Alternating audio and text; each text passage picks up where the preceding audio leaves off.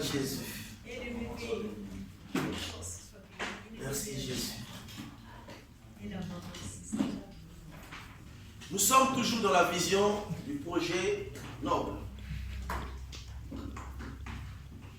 Donc, tout ce que nous sommes en train de dire tous les vendredis, c'est tiré dans Ésaïe 32, verset 8. Mais celui qui est noble fait des nobles projets et prospère dans ces nobles projets. Et nous avons parlé de beaucoup de choses. Nous avons dit que en fait, c'est que Dieu nous parle, en fait, il nous alerte. Quand il parle, il met comme une alarme, il sonne, parce que lui, il est capable de voir ce qui peut arriver demain ou après-demain. Alors, afin que ces choses ne t'arrivent pas, il te prévient par le moyen de la parole de Dieu. Amen. Nous avons dit une grande personne, une personne de la valeur, une personne de grande valeur, ne peut qu'avoir une vision qui a de la valeur. Et nous avons essayé de prendre les exemples, les types de la parole de Dieu. On a pris l'exemple de Daniel la fois passée, on a pris l'exemple de l'enfant prodige. Daniel qui avait reçu une vision qui n'appartenait pas à lui, mais qui appartenait au roi.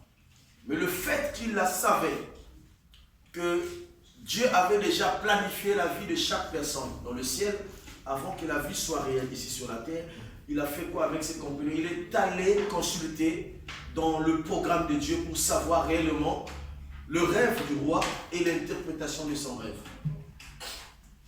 Amen.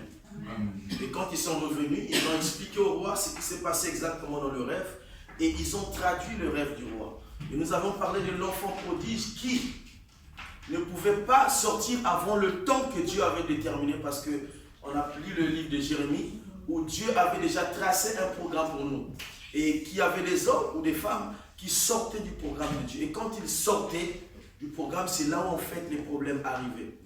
Et cet enfant prodige avait été sorti avant l'âge que l'Éternel, son père, avait arrêté pour lui. Et quand il est parti, de là où il était parti d'un pays lointain avec la crise, il s'est souvenu de sa maison, qu'il avait la connaissance, alors que là où il était, il n'avait pas la maîtrise. Et on a parlé de l'information, qu'il fallait avoir l'information dans tous les projets que nous avions à faire sur la terre. Si tu n'as pas une information, ne t'engage pas dans un projet. Amen. Amen. Et nous avons compris que cet enfant aussi avait compris, et dès qu'il avait compris, il n'a pas résisté, il est revenu à la maison de son père. Et nous avons parlé de l'attitude de son père, qui était content du fait qu'il avait retrouvé son fils. Et il en a de même pour Dieu, qui, quand tu vois une âme éperdue, qui revient dans sa maison. Elle dit que c'est une grande fête dans la maison de l'Éternel, quand une âme est sauvée. Voir une âme sauvée, c'est voir une âme qui l'appartenait, parce qu'à la base, tout le monde appartient à Dieu. Satan n'a pas créé. Amen. Mais c'est Dieu qui a créé. Donc quand une âme revient de la maison, en fait c'est le type d'un exemple qui prouve que chaque personne vient de la maison. Peu importe son caractère, peu importe son comportement, peu importe sa façon de faire, peu importe son péché, mais il est aussi créature de Dieu. C'est-à-dire que la base de sa vie, c'est l'Éternel. Et la joie est grande quand un enfant revient de la maison. Amen. Amen. Et nous avons lu Jérémie 29, 11. On peut relire le passage.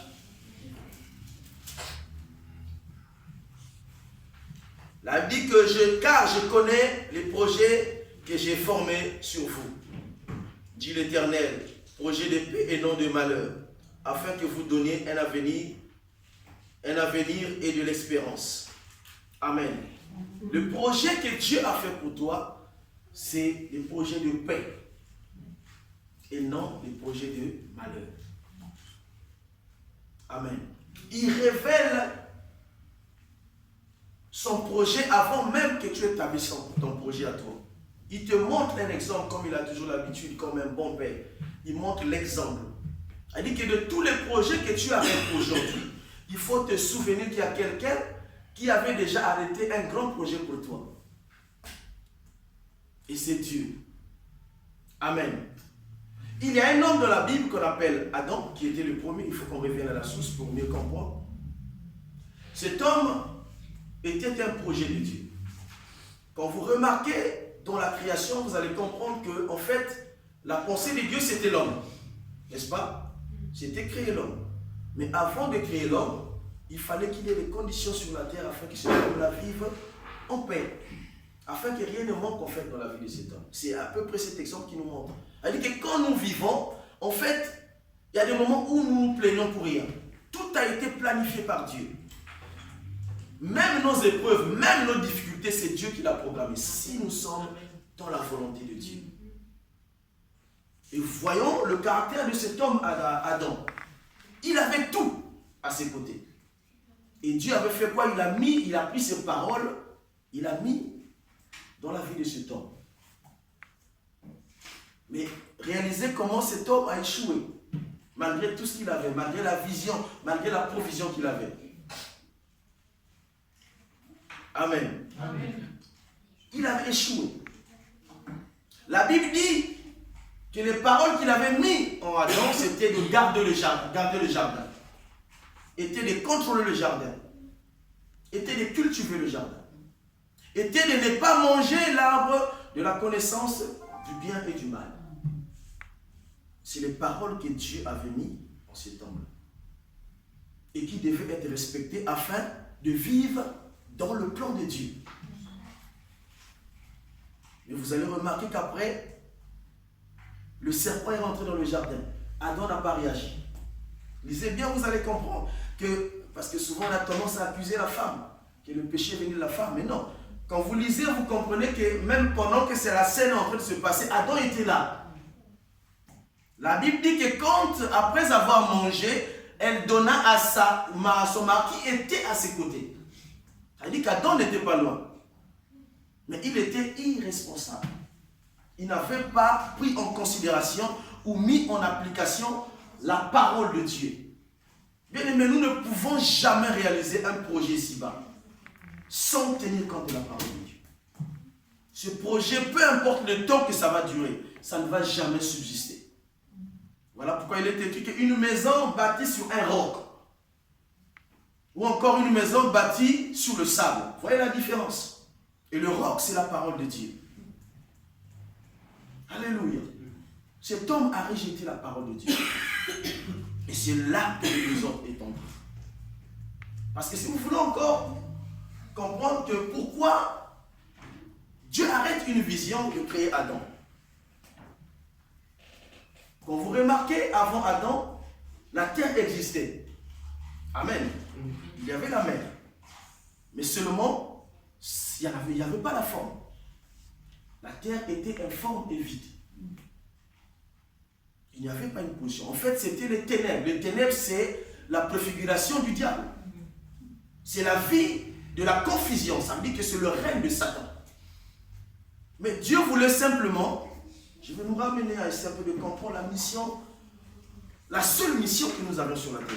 Elle dit que Dieu avait dépêché Satan sur la terre parce que Satan avait désobéi. Il s'est opposé à Dieu. Il était sur la terre. Dieu voulait en fait confondre Satan. Lui prouver que lui qui l'a créé dans sa gloire. Parce que Satan, quand vous lisez Ézéchiel 20 à 28, vous allez comprendre que Satan était une gloire. Malgré que je t'ai créé dans ta gloire, dans ta position, mais je vais te prouver que je vais créer un homme qui vient de la poussière, de la terre qui t'appartient. Parce que qu'on le veuille ou pas, la terre en ce moment-là appartenait à Satan. Amen. Appartenait à Satan. C'est Dieu qui lui avait donné ce pouvoir de régner sur la terre.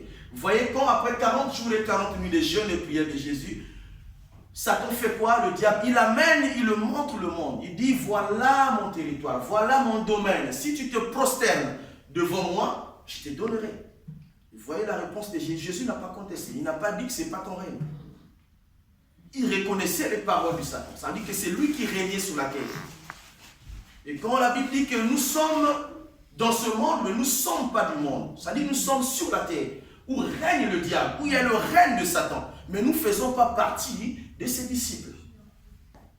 Donc le but, la vision que Dieu avait, était d'envoyer un homme tiré de la poussière et qui devait s'opposer à cet homme qui était créé dans la gloire. Amen. Donc l'homme Adam, quand vous voyez le jardin d'Éden, c'était comme un monde à part, mais sur la terre. Un homme qui vivait sur la terre avec tout ce qu'il fallait, mais il avait le pouvoir de dominer. Il avait la domination. Quand vous lisez la bénédiction d'Adam, Dieu l'avait doté de toute faculté afin de dominer, afin de régner. Mais les paroles n'ont jamais été gardées. Alléluia. Les paroles n'ont jamais été gardées. Nous allons lire un passage qui parle de la parole de Dieu. Je crois que je l'ai noté aussi. Ah oui. Dans Jean 8, verset 51. Celui qui a la page peut faire la lecture pendant que je... Jean 8, verset 51. Je suis à la page. La Bible dit ceci. Dans Jean 8, verset 51. En vérité, je vous le dis, si quelqu'un garde ma parole, il ne verra jamais la mort. Si quelqu'un garde la parole de Dieu, ça veut dire qu'il marche dans la vision de Dieu. Parce que la mort vient du péché. Et le péché vient du diable. Ça veut dire qu'en dehors du cap que Dieu a tracé pour toi, si tu sors de ce cap, c'est la mort. Ça veut dire que tu appartiens à Satan. Et vous allez remarquer, quand il arrive, il rentre dans le jardin, il cherche un moyen. Adam était là. Mes enfants, ils étaient Yuma. Yuma, on dit que ça fait en fait, on appelle Yuma comment en français? Comme je dis. C'est pas timide, quand même. Non, c'est un nul. Il n'est pas fort. Voilà. Un homme irresponsable. Satan, il rentre, il prend la parole, comme on a parlé du rusé la fois passée. Et Dieu a-t-il réellement dit que si tu manges, écoutez la réponse de Ève. Mais oui, il a dit que nous pouvons manger de tout le jardin. Les arbres et les fruits, mais sauf de la connaissance du bien et du mal. Et même, elle ajoute que Dieu a même interdit de toucher, alors que Dieu n'avait jamais dit ça. Il ajoute une parole.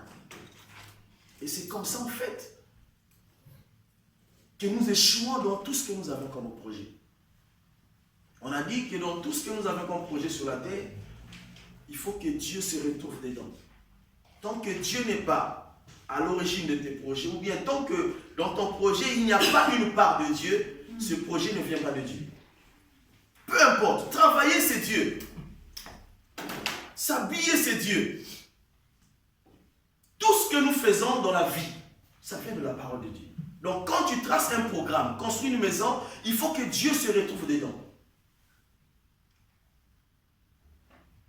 Mais quand vous voyez comme l'évaluation de Dieu, Dieu, il a eu un projet, il a évalué.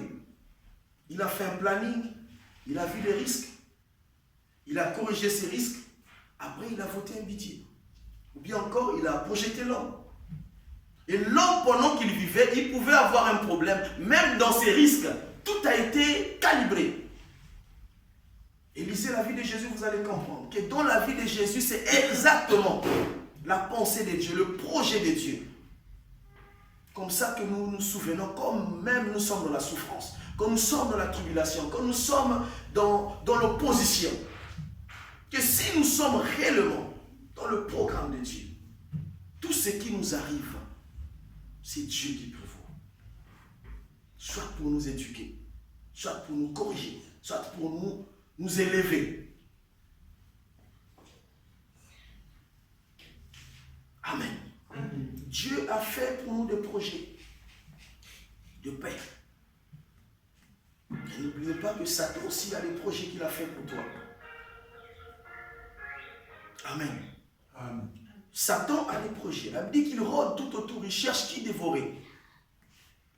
Il sait. Parce que le paradis, il faut mériter. Et l'enfer aussi, il faut le mériter.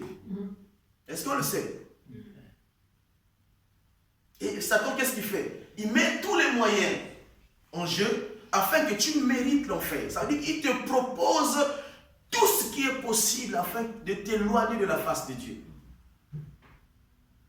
C'est le monde d'aujourd'hui. beaucoup plus de propositions négatives que de propositions positives. La porte est étroite. On te propose, tu as un projet, on te présente un projet. Tu regardes, ça va me faire gagner beaucoup d'argent. Mais on n'a pas le temps de réaliser la part de Dieu dans un tel projet. C'est comme ça que les francs-maçons, les bouddhistes, l'islam, toutes ces religions, ils ont compris en fait la faiblesse du christianisme. Et facilement, on est pris par ce piège. Comme Dieu a des projets pour toi, Satan aussi a des projets. Et ces projets sont révélés. Et je te cherche. Le voleur ne vient que pour égorger, pour dérober, pour tuer. Il n'a pas une autre mission. Même s'il te donne aujourd'hui, tu peux résister pendant 5 ans, 10 ans. Il faut que tu saches que ce qui te donne la finalité, c'est qu'il veut te prendre, sans pourtant que tu te repentisses. Parce qu'il sait que le temps est court. Afin que tu ailles avec lui en enfer. Alléluia. Il va te faire des propositions où tu vas voir que, mais attendez, nous quand on buvait, mais tu ne pouvais pas. On suivait l'émission. Je sais que les hommes de Dieu vont se souvenir. Mais la fuma mingi mena nuini me kasi former les oiseaux qui makinkaka. Primus. C'était une publicité qui en fait qui avait fait l'ampleur et tout le monde courait derrière Primus. Et quand tu buvais, c'est comme si il dit mais cet homme il disait vrai dans sa publicité. Et c'est comme ça que cette bouteille en fait cette boisson a pris une ampleur. Et tout le monde Primus qui makinkaka. Tu pouvais prendre un casier, tu te solidifies, tu es dans l'ambiance, mais tu ne sais pas. Il y a des hommes comme ça qu'on a percutés, qui sont morts. Par les effets de l'alcool. Et c'est ça le rôle du diable. Il te donne un plaisir pour un temps, mais il sait que ce plaisir va t'amener à la mort. Combien des hommes aujourd'hui encore regrettent qu'il fallait ramener la vie en arrière? Malheureusement, ce n'est pas possible. Mais nous pouvons, par la grâce de Dieu, revenir demander pardon. Et si ce Dieu miséricordieux t'entend, il peut encore te donner une possibilité. Alléluia. Il a fait des projets de paix et de bonheur. Et non des projets de malheur. Et nous avons dit dans tout ce que nous faisons dans la vie, il faut chercher, il faut planifier. Je vais essayer un peu d'illustrer. Ça veut dire que c'est un projet. Ça, c'est un projet. Il faut faire un planning. Un planning. Il faut